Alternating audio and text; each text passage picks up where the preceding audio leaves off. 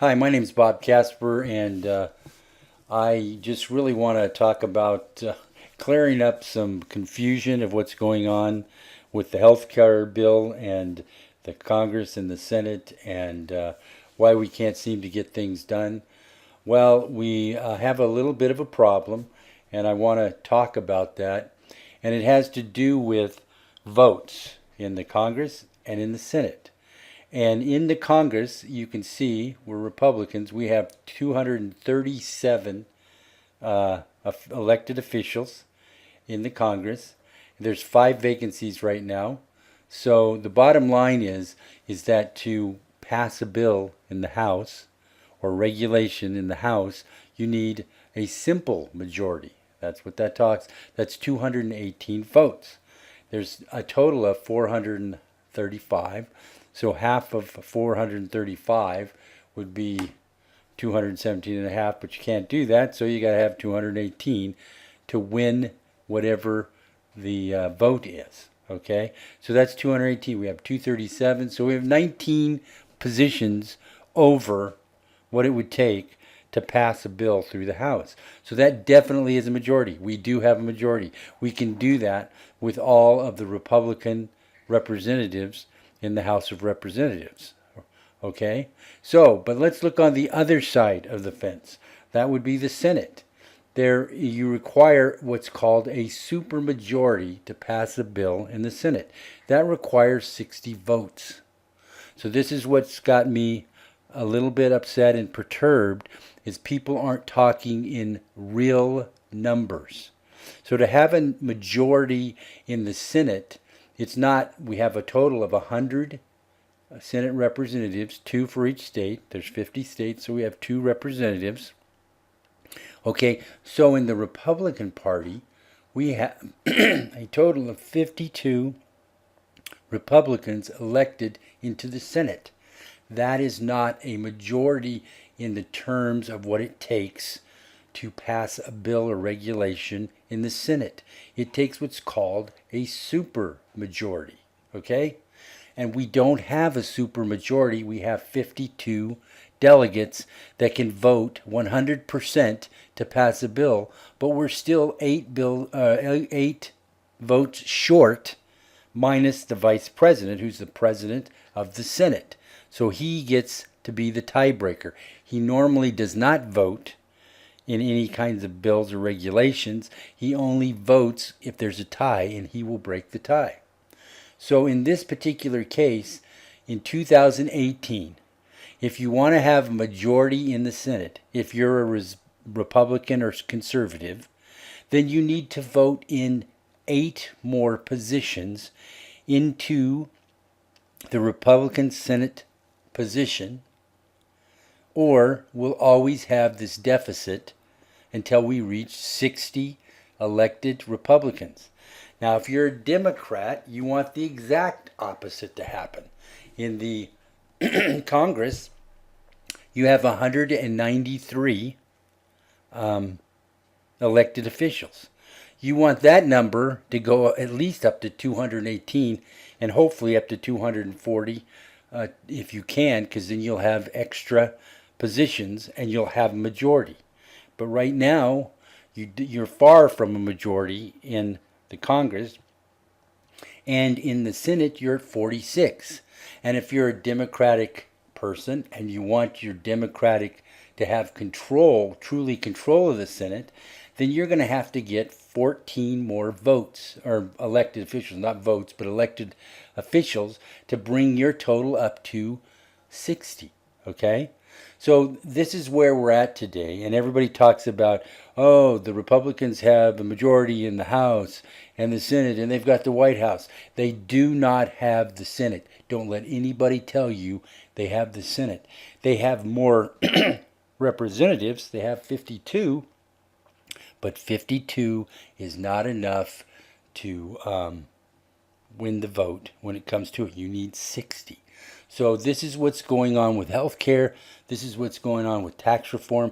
This is what's going on with all the major type of things we're trying to accomplish over the next 4 years, and then hopefully the 8 years if you're conservative Republican. Now let's talk about something else that we need to really understand.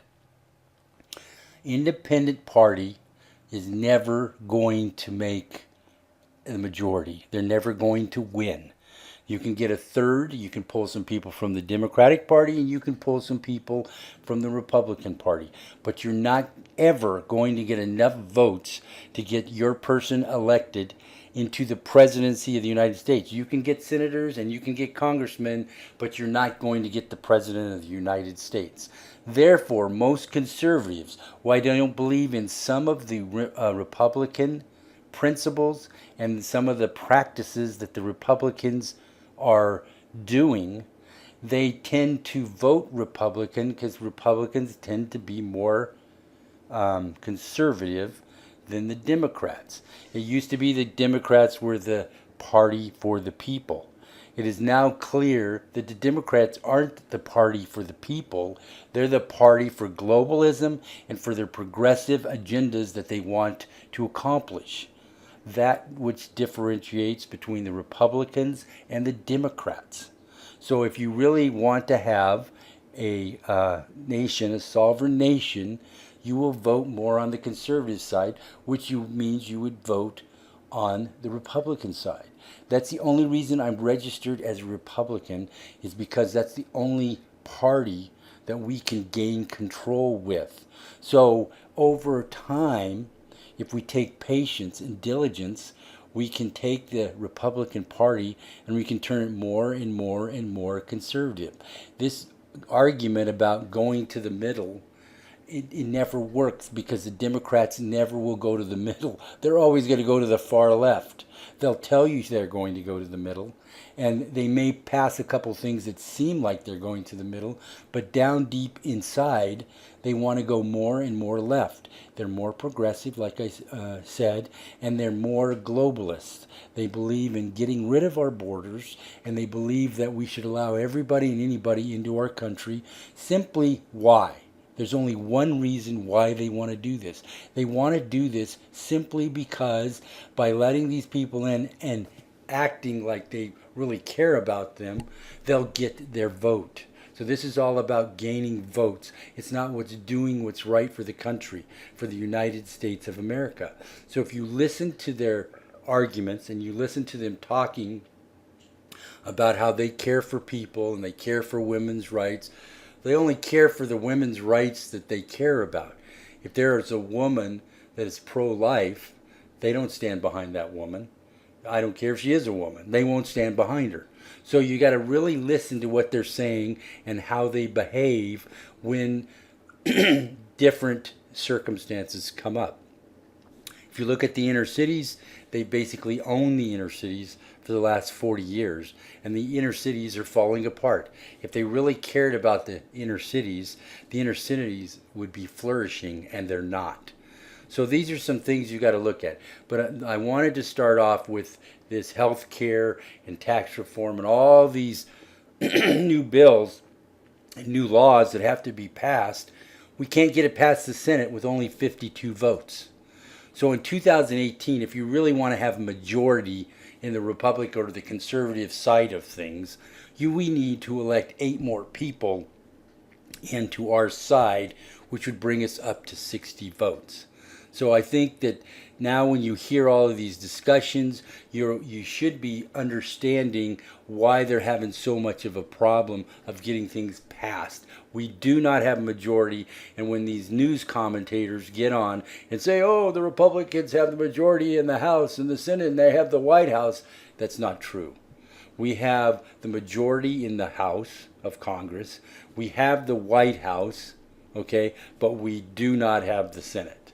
We're 8 short, and that's where the real problem is. And if people will talk in those terms, because that's really where the rubber meets the road. You have to have 60 votes. If you have 60 votes, you have the majority. You have the true majority, because in the Senate, they made a rule that said you have to have a super majority, not just a simple majority. In the Senate, it'd be 51, okay, because there's 100 senators in the United States. So you'd have to have 51 votes if the simple vote was the only way or the way that you pass things. So anyway, have a great day. I wanted to record this because it's really troubling me that nobody talks about the real truth and why we can't get things passed. Well, the reasons we can't get things passed is because we don't have the majority. Now, if we really had the majority, then all we'd have to do is get everybody together and have them work through the situation. And there might be some Democrats at that point that would come on board, okay, and we could have this discussion. But we can't have the discussion right now because we don't even have enough votes in the Republican. If we have one person fall off, okay, then you don't have the majority, you don't get the vote. So and the Democrats understand that. We're 8 votes short, and they know that. And so they can filibuster everything. And so everything's not a simple majority in the Senate. In fact, none of it's a simple majority unless you go to the nuclear option, which is a new thing which Harry Reid brought in when he was in office, which allowed the Senate on certain topics, not every topic, certain topics, they could get the simple majority, which would mean they'd have to have 51 votes, which would allow them to pass most anything when the Democrats had the simple majority in the Senate. They don't have that anymore. They don't have a majority in either sections, either the Senate or the House, but we don't have the super majority, which would allow things to flow through the legislative body fairly simple. And so if you're a conservative and you really want to know how we're going to get control, is understand the states that we need to win to get up to 60 Republican elected senators across the nation. Now in California, New York, that's next to impossible to get any more. In fact, in California, we have 2 Democratic senators, and I don't think that's going to change for some time in the future, simply because that's a very, very blue state and it's not going to change. But there are other states within the body of the country that we could turn that over. And so that's an important thing. So when you're going into elections, there's a couple things you need to understand. One is that there's primaries and then there's actual elections. So in the primary, if you've got an incumbent, and let's say you're a Republican, and you don't think that person's doing their job, then you've got to elect another Republican during the primary. Because if you wait until the national election and you have it changed out, you don't have a way to replace a person. So you got to be very cautious whether this is a primary election or an actual national election. If it's a primary election, you need to get the person replaced with a Republican or conservative you feel will do a better job for you as a constituent. And then you vote them in the primary, and then in the actual election, the official election, then you can vote your party, if you're a Republican, so that person now can be voted in at the state and the national or federal level. Anyway, I hope this helps. And I just wanted to clear some of this stuff up because nobody ever seems to talk about the reality of these things. Have a great day. God bless.